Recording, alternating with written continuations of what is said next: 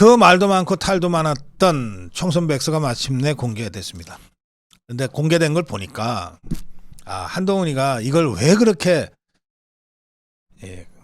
공개되는 것을 막았는지, 한동훈 똘마니들이 왜 그렇게 분탕질을 쳤는지 좀 이해가 되더라고요. 사실 뭐 표현 자체는 굉장히 완곡해서 또 뭐 사람 이름 한동훈 이름이 나오지도 않아요. 그렇지만 딱 보면 아이고 이래서 졌구나 라는 한숨이 절로 나올 정도의 내용입니다. 그 점에서 백서 만들어 놓고 왜 과감하게 공개를 못하냐 하고 조정은 의원을 원망하는 분들이 가끔 있었잖아요. 근데 조정은이 정말 대차게 했구나 라는 생각을 다시 하게 됩니다. 이 총선 백서 보시면서 조정은에 대해서 여러분들 다시 좀 인식을 새롭게 하실 필요가 있을 것 같습니다. 아주 대차게 일한 사람이다. 그래서 오죽하면 한동훈이가 총선 때, 지난 총선 때 2조 심판 할 때 그 이재명, 조국이 아니라 이철규, 조정훈, 이철규, 조정훈 심판을 외쳤던 것 아니냐라고 하는 얘기까지 나왔겠습니까? 지금 거의 언론 인터뷰를 지금 피하고 있기 때문에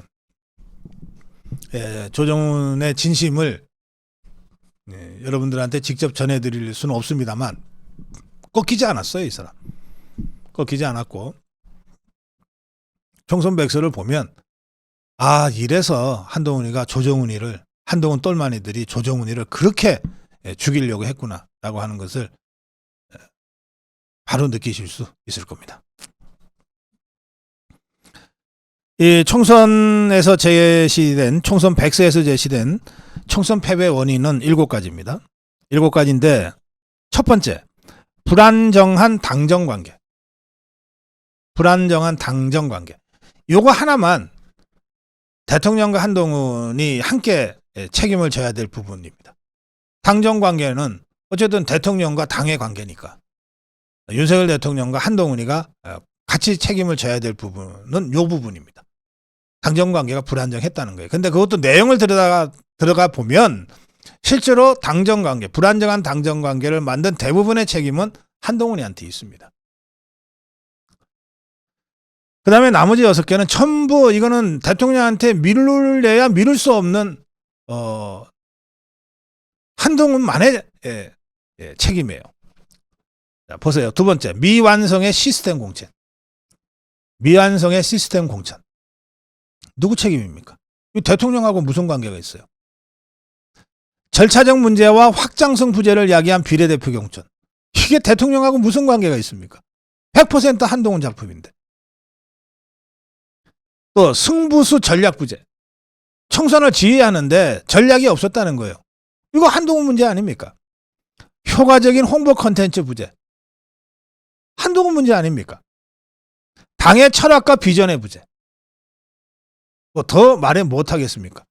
한동훈 일당들의 문제지. 기능 못한 싱크탱크 여의도 연구원. 뭐라 그러겠어요? 한동훈이가 임명한 홍영림이가 제대로 못했는데. 이게 총선 백서에 제시된 7가지 패배 원인이에요. 그중에 6가지는 100%, 120% 한동훈의 책임입니다. 유일하게 하나, 불안정한 당정 관계가 있는데, 이 불안정한 당정 관계와 관련해서는 총선 백서는 이렇게 쓰고 있어요.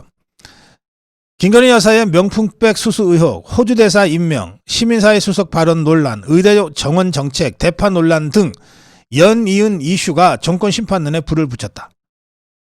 그런데 당도 적절하게 대응하지 못했다는 비판이 함께 존재한다.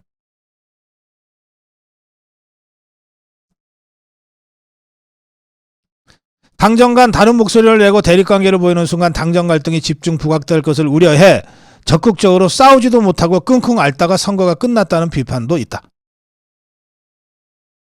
그러니까 불안정한 당정 관계는 따지고 보면 대통령도 한동훈도 함께 책임을 져야 될 부분이라고 지적을 한 건데, 그중에 이 문제를 주도적으로 풀어나갔어야 될 것은 당이었다는 거예요.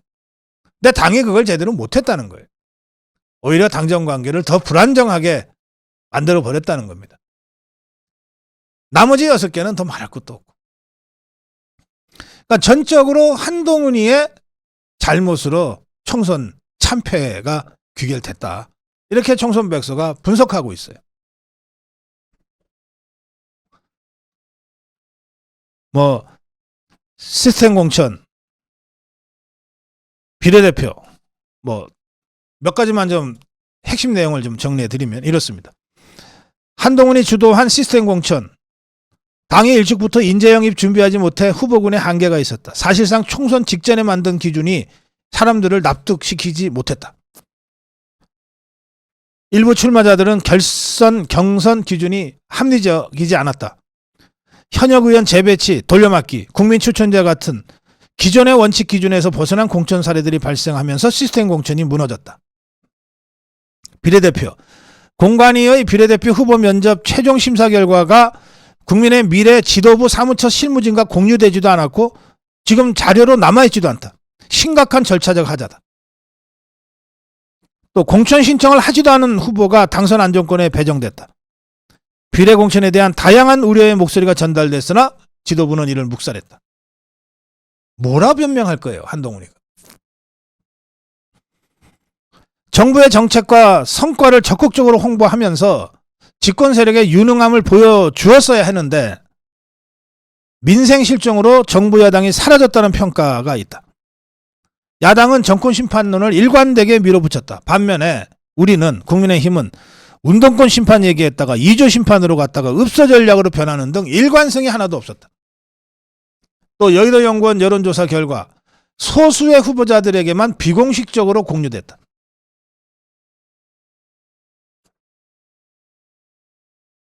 자, 이런 내용의 총선 백서였기 때문에 한동훈이가 전당대회 전에 백서 공개를 막 결사적으로 막았던 것 같습니다. 이렇게 선거를 완전히 망쳐놓고서 불과 2달 만에 다시 당대표 하겠다고 나서는 꼴이 됐으니 총선 백서가 전당대회 전에 공개됐다면 저는 전당대회 결과는 바뀌었을 거라고 확신합니다. 한동훈 똘마니들은 그 백서 그때 공개됐어 봐야 대세에 관계 없었을 거라고 강변하지만 그거는 우리 국민의힘 당원들을 정말 개돼지로 아는 발언이죠. 자, 그런데 이런 내용의 총선 백서가 공개되자 한동훈이가 뭐라 그랬냐? 한동훈이가 평가는 백서가 하는 게 아니라 국민들이 하는 것이다. 네, 제가 지금 한 10초만 참고 하겠습니다.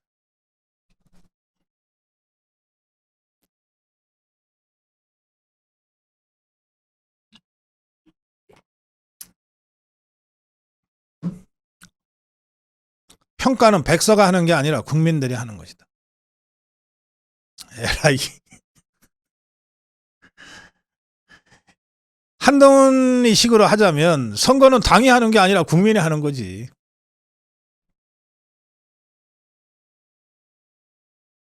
책임은 당대표가 지는 게 아니라 국민이 지는 거지. 정말 이런 싸가지 없는 자가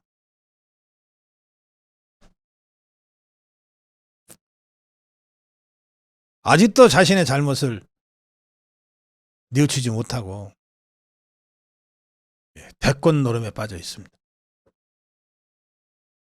총선 백서 공개로 한동훈 사태는 이제 거스를 수 없는 대세가 됐다. 저는 그렇게 단언합니다. 다음으로 가겠습니다.